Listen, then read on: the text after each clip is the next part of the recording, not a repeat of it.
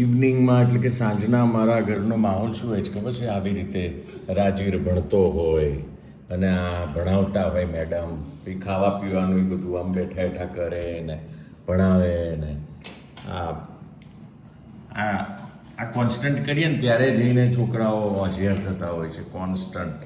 અને હું આજે થોડોક ફ્રી હતો એટલે ખાલી બેઠો છું, બાકી હું અહીંયા નથી હોતો મોસ્ટલી. અને પેલું તો કહો કે આજે મોનાનું શૂટિંગ હતું, એડનું શૂટિંગ હતું, જ્વેલરીની એડનું, વ્રત જ્વેલર્સનું. તો આજે હિતુ વોઝ ઓન ડ્યુટી. આજે હિતુ રાજવીને સ્કૂલે લેવા ગયા. પછી એટલે થોડો ટાઈમ મને આજે હતો એટલે આ બધું કરી લીધું. એટલે મજા આવી હિતુને તો રેડલી આવો ટાઈમ મળે એટલે આવો રાજવીને આમ લેવા જવાનું, સાથે બેસીને બધા બે જણાએ બહુ ગપ્પા મારે, મારી આમ શ્યોર મારી બુરાઈ કરી હશે, મમ્મા આવું કરે ને મમ્મા તેવું કરે. એ તો કરવું જ પડે ને, ઇટ્સ આવર સિક્રેટ રાજવી છે. અને એ જ રીતે હું જલ્દી જમી લઉં એટલે હું મારું જમી રહી છું, ખીચડી ને શાક. એ તમને ખબર છે આનું જમવાનું કેવું હોય? આપણે થોડુંક તો એકાદ દાણો તો રહે ને પ્લેટમાં, ભાઈ આવી પ્લેટ થઈ જાય એટલે આમ જાણી આમ આંગળીથી આમ નહીં કરીને આમ કરતા એ ટાઈપનું આનું હોય છે. એટલે ખાના વેસ્ટ નહીં હોના चाहिए એટલું લિટરલી લીધું છે કે એક દાણો પણ ના વેસ્ટ થવો જોઈએ. અને મેં રાજવીને પણ એવું શીખ્યું છે, ટિફિનમાં પણ એનું ટિફિન તમે ખોલીને જુઓ ને તો સફાચટ આમ તળ્યું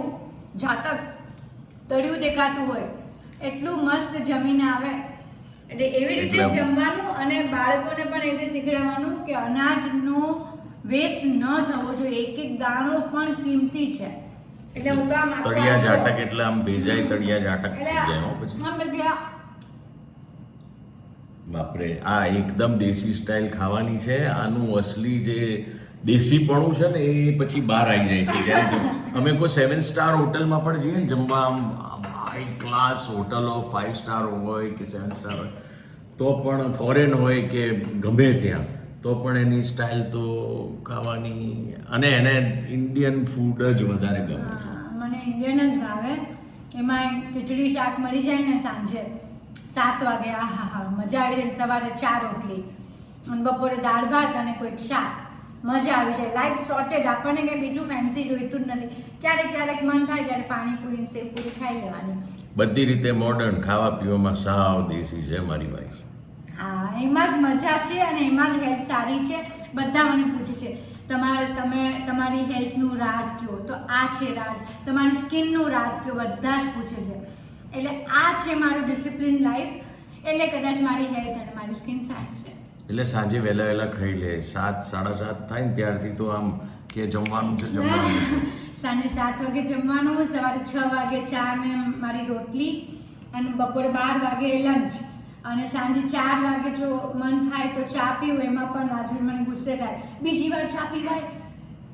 એટલે એ બી આદુવાળી ચા જે મને ને હિતુને બહુ જ ગમે છે, પણ એટલી થાકી ગયો ને તો મને એવું થાય કે ચા પીશ ને તો મને મજા આવશે. હું એટલે ના પાડું છું કેમ કે જે ચામાં જે કેફીન હોય it is very bad for your health.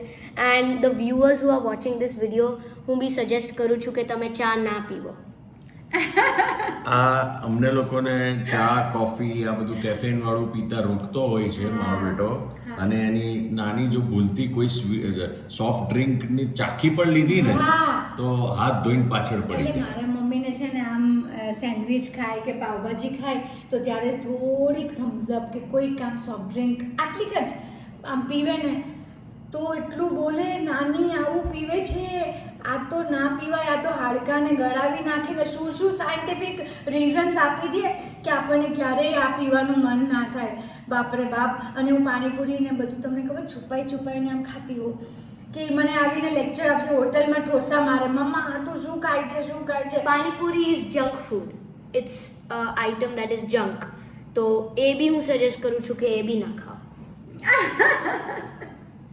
આજે હું એને સ્કૂલમાં લેવા ગયો ને રાજવીને, મેં નહોતું કીધું તને બી. હા, શું? તો મૈત્રી આમ જતી હતી તો મૈત્રી રાજવીને કહ્યું કે બાય બાય ગૂગલ એન્સાઇક્લોપીડિયા. રાજવીને હા, ગૂગલ એન્સાઇક્લોપીડિયા બોલો મારા દીકરાને કે છે. એની ક્લાસમેટ મૈત્રી એની ક્લાસમેટ છે. એટલે તમે વિચારો કે કેટલું બધું અંદર ભરેલું છે એટલે હું પૂછું રાજવી રામન સમજાવ ને આ મને મોબાઈલમાં કાંઈ બી મને ના આવડે ને તો આ બધું મને સોર્ટ કરી દેવાનું. એટલે એ હવે એની નાની ને દાદી ને મારી મમ્મીને તો રાજવીર જ બધું મોબાઈલનું કરી આપતો હોય છે. સો હી ઇઝ આવર ટેક સેવી ઇન ધ હાઉસ. યસ કાંઈ પણ ગડબડ થઈ હોય જ્યારે કે એ મોબાઈલ નથી જોતો તે છતાંય એને બધું જ નોલેજ છે, કેમ કે અત્યારે એઆઈ આવી ગયું છે અને સ્કૂલમાંથી જે વિડીયોઝ હોય છે અડધું ભણવાનું જ આઈપેડમાં એટલે કે મોબાઈલમાં ને આઈપેડમાં હોય છે, વિડીયોઝમાં હોય છે. જેમ કે જો અત્યારે આ ચાલુ જ છે આઈપેડમાં જેનું હોમવર્ક ને એનું બધું ચાલુ હોમવર્ક છે. ને બધું ચાલુ હોય. અમને હોમવર્ક પણ ગૂગલ ક્લાસરૂમમાં આવે. એટલે અત્યારે તો જમાનો જ એઆઈનો આવી ગયો છે.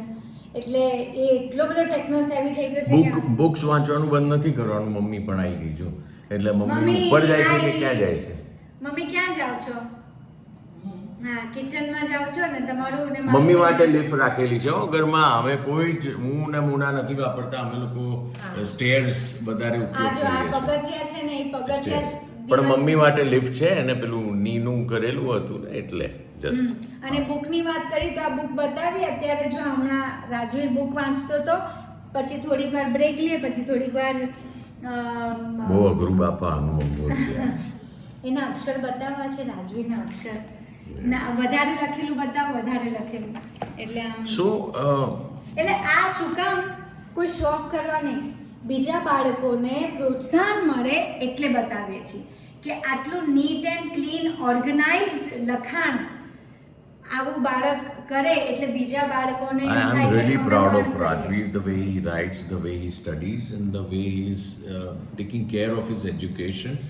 ખાસ મુના અને માથા ઉપર જ બેઠી હોય છે અને she is day and night એ મહેનત કરતી હોય છે કે રાજવીરના ભણવાનું ક્યાંય બગડે નહીં. ભલે એને શૂટિંગ્સ ઓફર્સ કામ આ તે બધું ચાલતું હોય પણ એ મોસ્ટ ઓફ ધી ઓફર્સ ના પાડી દેતી હોય છે બીકોઝ ઓફ રાજવીર્સ એડ્યુકેશન.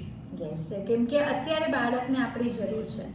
આપણે બાળકને સમય આપશું તો ભવિષ્યમાં એ આપણને સમય આપશે. અત્યારે બધા લોકો કહે છે કે એટલે આપણને સમય આપે કે ના આપે દેટ્સ અપ ટુ આપણા નસીબ, હા, પણ હા. એટલીસ્ટ એનું ભવિષ્ય સુધરી જાય. એક્ઝેક્ટલી આપણી એઝ મા બાપ તરીકે ડ્યુટી છે કે આપણે એને બેસ્ટ ઓફ ધ એજ્યુકેશન આપીએ અને આપણે પ્રોપર ગાઈડ કરીએ બાળકને.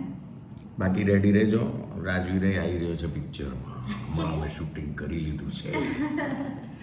હા જોરદાર છે, મજા આવશે. ભલે ચલો બહુ વાત થઈ ગઈ. બાય. બાય.